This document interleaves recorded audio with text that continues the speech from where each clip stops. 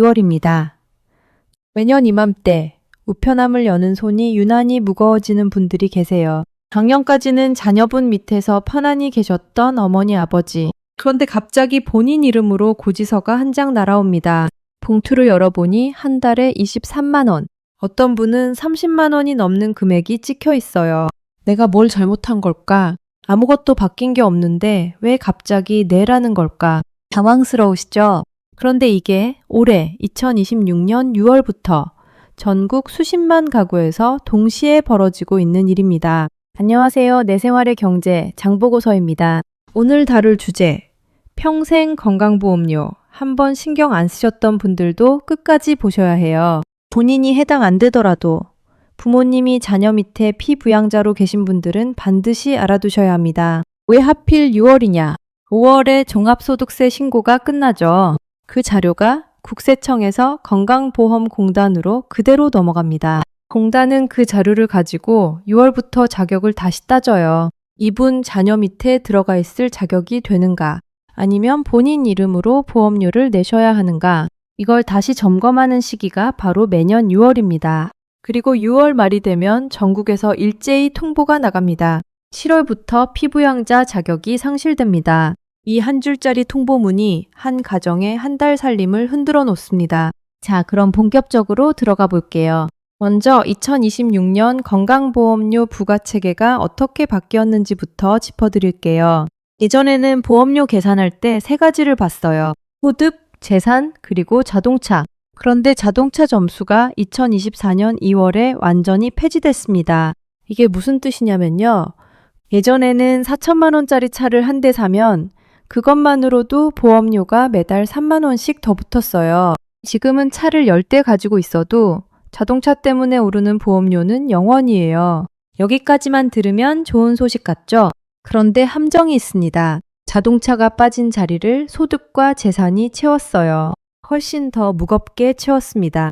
예전에는 셋이서 나눠 짊어지던 짐을 이제 둘이서 짊어지는 셈이에요. 소득 한 푼만 늘어도, 재산 평가가 조금만 올라도 보험료가 훅 뜁니다. 특히 이게 피부양자 자격을 따질 때 결정타로 작용해요. 여기서 정말 중요한 부분이에요. 피부양자 자격이라는 게 뭐냐? 쉽게 말해서 자녀가 직장 다니면서 보험료를 낼 때 부모님이 그 우산 아래로 들어가는 거예요. 그러면 부모님은 보험료를 한 푼도 안 내시고도 똑같이 병원 다니실 수 있어요. 그런데 우산 아래 들어가려면 조건이 있죠. 이 조건을 2026년 현재 기준으로 정확히 알려드릴게요.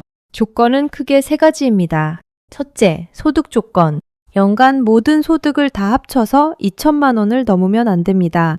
여기서 모든 소득이 어디까지 들어가는지가 핵심이에요. 이자소득, 배당소득, 사업소득, 근로소득, 그리고 연금소득까지 전부 합산입니다. 둘째, 재산 조건. 재산세 과세 표준이 9억 원을 넘으면 무조건 탈락이에요.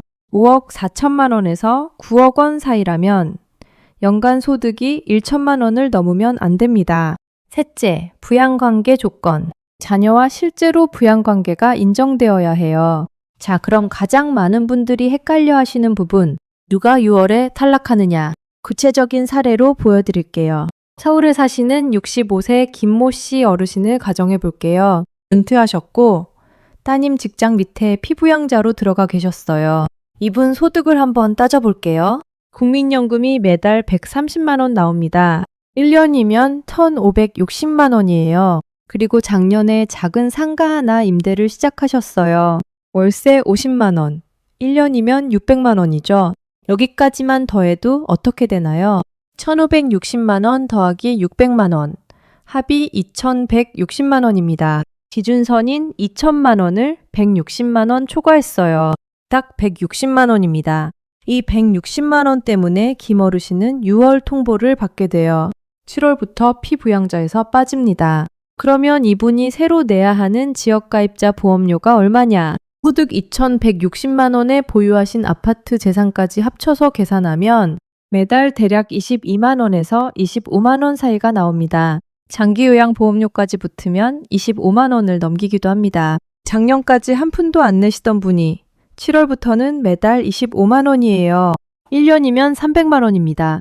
그리고 한 가지 더 중요한 함정이 있어요. 주택 임대소득은 사업자 등록 여부와 상관없이 소득이 발생하기만 해도 피부양자 자격에서 빼버립니다. 월세 한 푼이라도 받고 계시면 그 자체로 위험 신호예요. 이런 분들이 올해 6월에만 전국적으로 수십만 명 단위로 발생할 것으로 예상되고 있어요. 그럼 이렇게 끝나는 걸까요? 아니에요. 여기서부터가 진짜 중요합니다. 알면 막을 수 있고 알면 줄일 수 있어요. 지금부터 실제로 보험료를 대폭 낮추는 3가지 방법을 알려드릴게요. 첫 번째 방법, 임의 계속가입 제도입니다. 이걸 모르시는 분들이 정말 많아요. 그런데 아시면 매달 10만 원, 어떤 분은 20만 원 가까이 아끼실 수 있습니다. 이게 뭐냐면요. 직장 다니시던 분이 퇴사를 하면 그 다음 달부터 지역가입자가 돼서 보험료가 확 뛰는 경우가 많아요. 이때 신청하면 퇴직 전에 내시던 직장 보험료 수준 그대로 최대 36개월, 그러니까 3년 동안 유지할 수 있는 제도예요. 조건은요. 퇴직 전 18개월 동안 합쳐서 1년 이상 직장 가입자였으면 됩니다. 여러 회사를 옮겨 다니셨어도 합산 1년 이상이면 신청 가능해요. 가장 중요한 건 신청 기한이에요. 지역가입자로 처음 받은 보험료 고지서, 그 납부 기한으로부터 2개월 안에 무조건 신청하셔야 해요. 이 기한 놓치면 다시는 신청 못합니다. 신청 방법도 어렵지 않아요. 가까운 건강보험공단 지사에 신분증만 들고 가시면 돼요.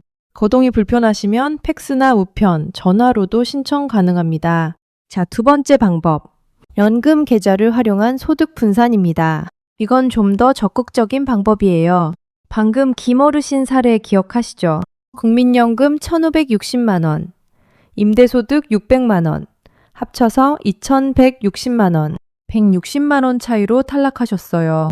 그런데 만약 그 임대소득 일부를 사적연금, 그러니까 연금저축이나 IRP 계좌에서 나오는 연금으로 바꿔받고 계신다면 어떨까요? 사적연금 소득은 일정 금액 이하일 때 분리과세를 선택할 수 있어요.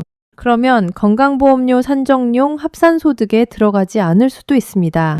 이 부분은 개인별로 상황이 달라서 반드시 세무사나 공단 상담을 거치셔야 해요. 핵심은 이거예요. 같은 노후 자금이라도 어디서 어떻게 받느냐에 따라 피부양자 자격을 지킬 수도 있고 잃을 수도 있다. 은퇴를 앞두신 분이라면 지금 자녀분과 같이 한번 짚어보셔야 해요. 세 번째 방법, 소득 분산과 명의 분산입니다. 부부가 함께 사신다면 한 분에게 소득이 몰려있는 것보다 두 분이 나눠 갖는 게 유리한 경우가 많아요. 특히 임대소득이 있으신 분들, 상가나 주택을 부부 공동 명의로 바꾸면 한 사람당 소득이 절반으로 잡힙니다. 각자 1천만 원. 1천만 원이면 둘 다 2천만 원 기준선 아래죠. 다만 명의 변경에는 취득세나 증여세 같은 세금 문제가 따라 붙어요. 그래서 이건 단순히 건보료만 보고 결정하시면 안 되고 전체 세금까지 계산해서 판단하셔야 합니다. 세무상담은 꼭 받아보세요. 여기까지 정리해 드릴게요. 오늘 말씀드린 내용 다시 한번 짚어드립니다. 2026년 6월부터 피부양자 자격 박탈 통보가 본격적으로 시작됩니다. 연간 합산소득 2천만 원 초과, 재산세 과세 표준 9억 원 초과, 그리고 임대소득 발생.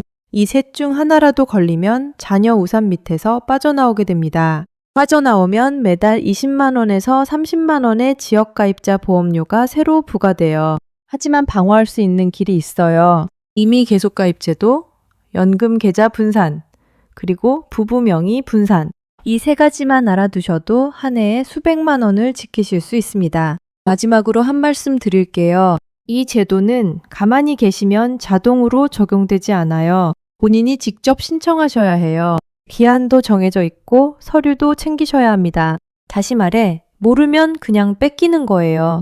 하지만 알면 지키실 수 있어요. 오늘 영상이 여러분의 6월 우편함을 가볍게 만들어 드리길 바랍니다. 부모님 모시는 자녀분이라면 지금 이 영상 부모님께 꼭 한번 보여드리세요. 오늘 영상이 도움이 되셨다면 구독과 좋아요로 응원 부탁드릴게요. 그래야 다음에 더 좋은 정보로 찾아뵐 수 있습니다. 감사합니다.